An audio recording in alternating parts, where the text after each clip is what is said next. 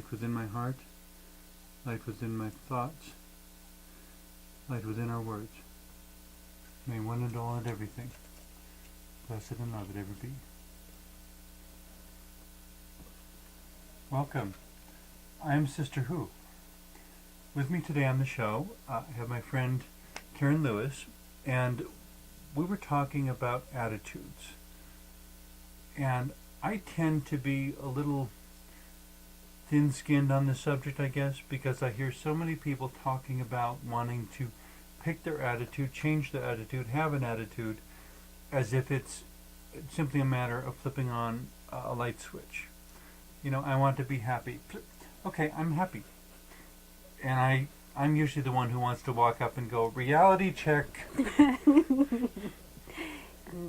Yeah. To me, emotions come from experiences and circumstances and conditions. Emotions are a thermometer. They don't necessarily have to control what choices you make. But from my perspective, you have to be honest about them. You know, I may look at the thermometer and say it's 35 degrees. That means if I go outside, yes, I can run barefoot through the snow if I want to. Yes, I can be outside without a coat on for a little while at least. But I have to deal with whatever that temperature is. You know, in a similar sort of way, I can say I'm happy, I'm sad, and I'm going to do something anyway. I'm happy, but I'm going to go to a funeral, not because I want to feel sad, but because somebody died. You know, I base my choices on other things, while acknowledging whatever the emotion of the moment is. Right. Well, in an example with running through the snow, one's attitude towards snow, temperature, and running, I think, would probably determine what one does, how one reacts, so that therefore develop influence the quality of your life. If one's attitude is, oh my gosh, it's almost freezing out, you know, one's not going to go out and get exercise. On the other hand, if Well, unless you want to go skiing. well, hey. But the distinction we're So on and making so here forth. is that there's a perception, there's a feeling, and then there's a choice. And they're not the same thing. Which is why I say we don't choose to be happy. Happiness, one book I read suggested that emotions are the mind's response to the ability or inability to meet its needs. So that when the mind feels like needs are being met, you're happy. Or whatever other positive emotion. And when the mind is aware of a need that's not being met, it generates a negative emotion.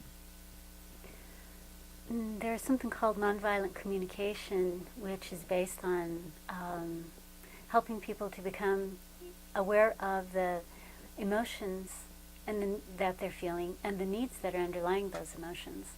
And The need for them to... when people are reacting to something, they're reacting out of emotion. There's usually a need behind that emotion that invokes a reaction.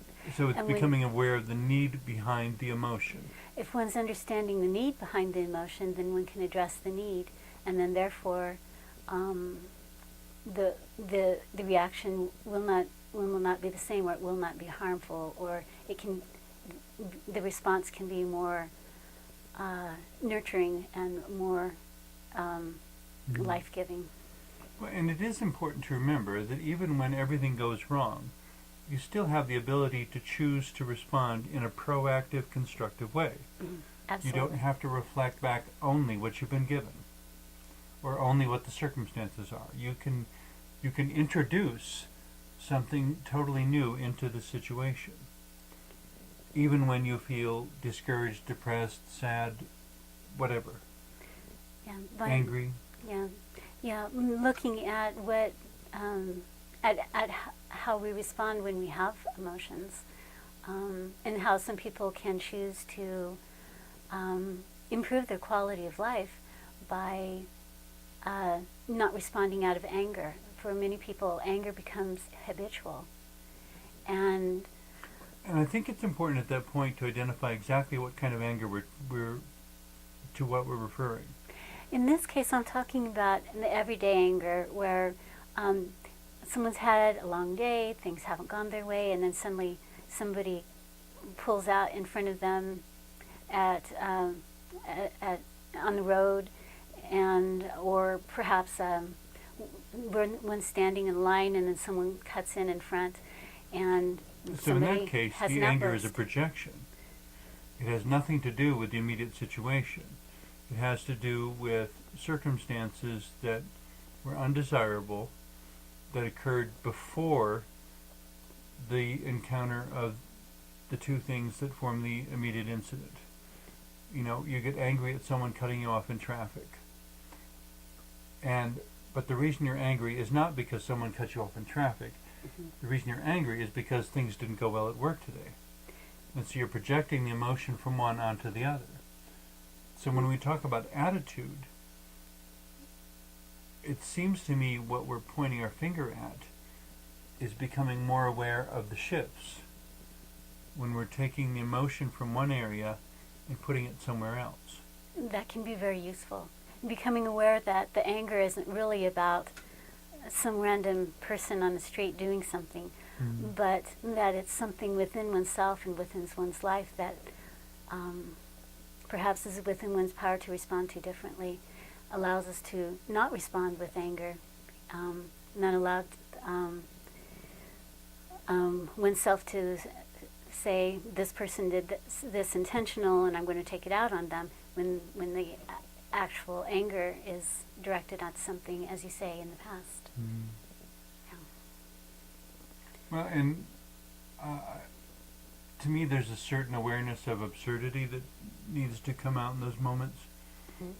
You know, when the incident comes to mind of a person I knew many years ago who had a life partner who was manic depressive and was going through a manic phase and started choking him.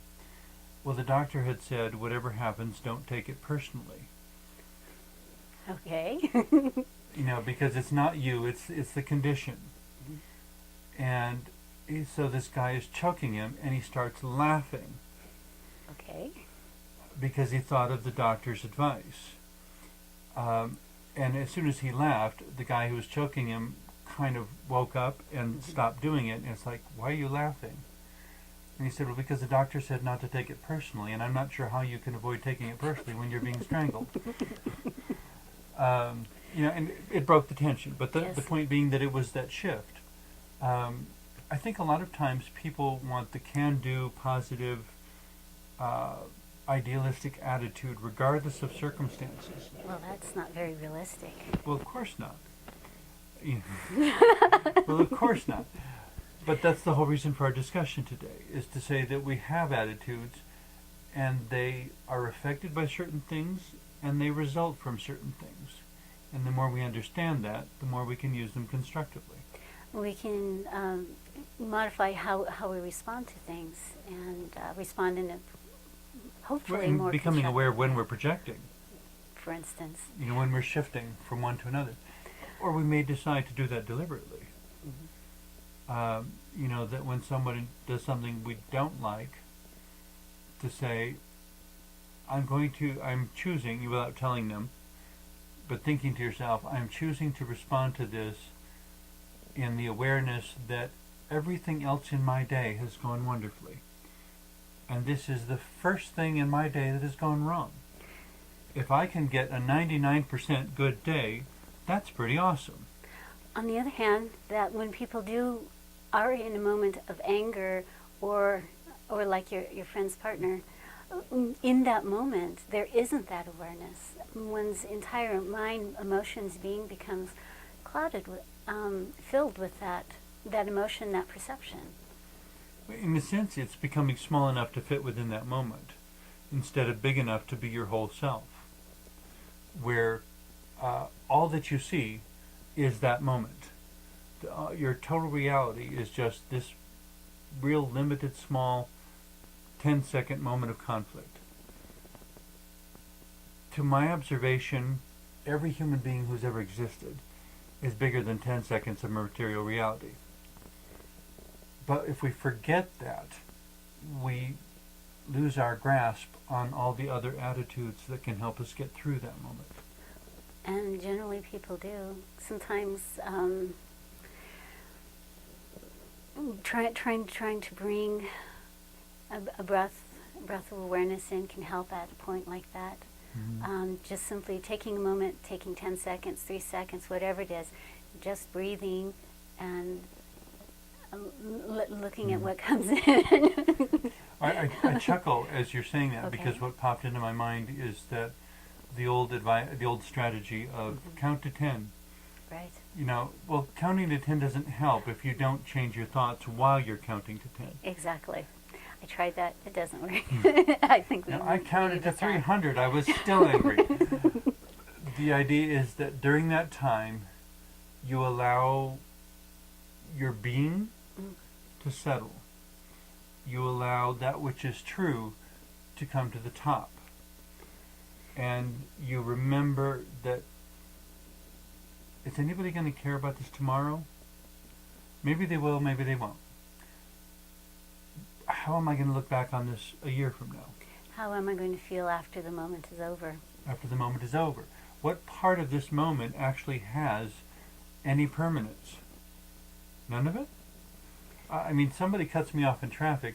I don't even remember the color of the car, much less the license plate number. I don't expect to ever meet the person. Why am I carrying this disappointment with me throughout the rest of the day? And if when acts, and something happens as a result, of course, one's going to never forget that time, never forget that moment. On the other hand, something that I think I was kind of intrigued that the concept of attitudes perhaps being something negative, because I know that at times attitudes can also be a very good thing. People that live with a positive attitude, people that see things positively, often have. So what is a true positive attitude, and what is the counterfeit, pseudo, false positive attitude? I would have to say, I think it'd probably be something that comes from within, because The true one comes from within. yes, The false one comes from... trying to placate society. If I throw a fit, I'm going to look like a child, so I'll try to look cheerful, and still have the seething anger and resentment underneath. Okay. So the counterfeit comes completely from without. It's something social, something projected, something pretended. It's not something honest. So Yes. true positive attitude is honest. Mm-hmm. If you're trying to be happy when you're not happy, it's not positive attitude. No. And by the same token, someone that has a chronically negative attitude tends to pick out the things that they see in their life as being detriments to their happiness or their welfare. Well, I would say Even if the two people with positive and negative attitude were just to go through a day together, they would see it very differently, they would respond very differently, and they would feel about it very differently at the end of each day and with their lives. I'm reminded of a kind of a wacky email joke someone sent me some time ago, but the difference between the pessimist and the optimist. Okay. And so they found one little boy who was a pessimist, and they put him in a room filled with beautiful toys. And they found one little boy who was an optimist, and they put him in a room filled with horse manure. Have you heard this joke? No, I haven't. They came back a while later to see the first boy, and he was sitting in the middle of the room, not touching anything. And they said, well, what's wrong? You have all these beautiful toys. And he says, yes, but I'm sure if I touch any one of them, I'll break it. Oh, no. All right. You know, projecting this negative expectation so that he didn't even give it a chance. You or understand that if you break a toy, it's okay. There's plenty more. You know, it's not like you have only one toy here to worry about. And even if you broke all the toys, you could still invent new ways to play. So there's no need to believe in negative being final. So then they went down the hall to the other boy in the room full of manure. Yes. Opened the door. Manure is flying everywhere. The kid is digging through it, and they're like, "What are you doing?" And he says, "Oh, I just know there's got to be a pony in here somewhere." The optimist. Yes, indeed. And but I suppose in a way, life gives you whatever life gives you. Some of it's going to be beautiful toys. Some of it's going to be horse manure. Yeah. How do you respond? That's what it comes down to, in my opinion. The second little boy, granted he wasn't being terribly realistic, and he wasn't being very honest. We need to note that. Mm-hmm. But he was involving himself completely in a search for what his inner faith, if you will, told him should be there, because all this manure had to come from someplace. Mm-hmm. And so he was going to find that pony. Oh my. Yeah, and with looking at the lives that these two little boys probably led outside of this experiment then. Mm-hmm. Which one would you rather be around? Well, not just which one would you rather be around, but understanding that they're both part of the human continuum. They both have to be embraced. So after that day, what context do we try to create around each one of them? The first one clearly needs a supportive environment where he's told it's okay to make mistakes. It's okay for things to get broken. We can fix them, and if we can't fix them, we'll grieve the loss and we'll move on. But it's not the end of the world just because something gets broken. I love the line in the movie Seabiscuit, the horse trainer who intervenes to save this horse who has got a broken leg and is about to be shot. And he says, give him to me and save yourself the bullet. Mm-hmm. And somebody, of course he uses some folk remedies or something, and the horse gets better and doesn't need to be put down. And somebody asks him about it, and he says, you don't throw a whole life away just because it's banged up a little bit. And of course that line keeps coming back throughout the movie in more and more profound situations. You don't throw a whole life away just because it's banged up a bit. Well, and that's what that first little boy needed to learn. Well, but he was already telling himself that one has to be careful, one can't touch, one has to limit oneself very much. And then the other little boy was already telling himself, life is full of endless possibilities. Mm-hmm. What can we find here? So getting people to tell themselves those. So each of them needs to learn what the other knows. That applies to pretty much all relationships. Each needs to learn what the other knows. The first little boy needs to learn about the optimism of the second, and the second little boy needs to learn about the relationships and experiences and consequences of actions that the first one knew. Because in both cases, each one only knew his half of the picture. Neither one of them had the whole picture. What do you think you'll get together if you put both of the perspectives together? What will the picture look like then? It depends on whether I can't remember exactly how it went now, but it was the illustration of mixing flour and water or marbles and water. Mixing marbles and water, they don't really mix. You can strain the marbles back out. There's no true integration. Mixing flour and water, it's virtually impossible to take the water back out again. And create something new. Yeah, and to create something new or to use it in any other way. I'm afraid if you simply put the two little boys in one room and didn't do anything else, it would be marbles and water. The thing that I think would allow them to merge their understandings would be if you also put a third person in there, probably an adult, but it doesn't have to be an adult, someone to specifically infuse love.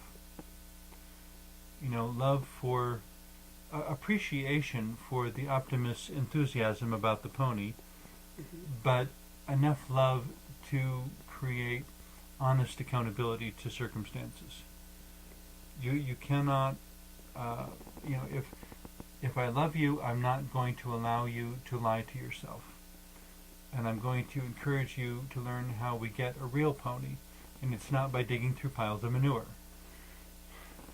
And to love the other one enough to say, if you make a mistake, you will still be loved. If you break something, you will still be loved. And there will still be a universe of positive possibilities out there. It's okay to live life. It's okay to fall down and scrape your knees every now and then. It's okay to make mistakes. It's okay to learn and grow and develop. Well, and the attitudes that each of the boys carry, each one of us carries around with us in our life, our personal background attitude, affects those around us. If someone is truly deeply joyful, others seem to respond to that. And if someone is deeply and truthfully pessimistic, then that too affects others in a different way. And the qualities of the life as one goes through day after day, seeing life in this way creates an inequality of life that generally tends, I would think, reinforce how one is already fulfilling, making that the deeper perhaps. The condition that comes to mind for me, though, is metaphorically not putting the cart before the horse. Yes. There may be circumstances that create a joyful attitude, but feigning a joyful or pretending a joyful attitude won't necessarily create positive circumstances. And with in my opinion. Okay. And with the boys, it wasn't the circumstances that were positive or negative. It was the attitude of the boys towards it. And as we go through life, our lives are not, from the outside perhaps, inherently positive or negative. Perhaps it's in large part how our attitude is towards it. And in that sense, circumstances are what they are. In and of themselves, they're neither good nor bad. The rain that spoils the family picnic is the same rain that makes the garden grow. It's a matter of perspective, but I don't mean that lightly. I mean that there's a bigger picture of which we need to be aware. And having too narrow of an attitude perhaps only has us looking at certain parts of that, picking out pieces, instead of looking at the larger picture. And I'm sure as we've been talking here, I've probably been irritating a whole lot of positive thinkers and such who want to insist that if you feign a joyful attitude, you will find yourself suddenly becoming joyful. I don't know if you will if you want. If it works for you, go ahead. You have my blessing. But for myself, I have never found that effective. I look for the roots of the tree in order to create the tree. I don't go looking for the leaves and the branches first. That's my approach. And other people, of course, everyone seems to have their own approach. Some people love the texture of the bark. Some people wait for the flowers. Some people want to see the silhouette against the sky in winter. There's so many ways to see things. But the bottom line, I guess, is to be aware of our attitudes, to be aware of what's going on and why we're projecting or believing or doing what we're doing. Notice how it makes us notice what is going on around us and how we respond to what's in our lives. And to be understanding and compassionate toward those who, for whatever reason, don't have the strength to be around someone who's having a difficult time. If John or Joe or Mary or whomever doesn't have the strength to do any comforting right now, and what you need is comforting, find someone who does have the strength. And don't blame them for being in a different emotional place than they are. Allow them to be where they're at, and allow yourself to be where you're at. Um, but I think to the extent that we're aware of what's going on, aware of our attitudes, and aware of what we're contributing to it, we can navigate the ups and downs of life a lot more effectively. Final comment as we wind up? It's marvelous to see how many different perspectives each of us have along the continuum of positive to negative and everything in between. All the different corners that are not on that line. A spectrum of possibilities. Indeed. Thank you very much for being here today. Thank you for having me. And thank you for watching.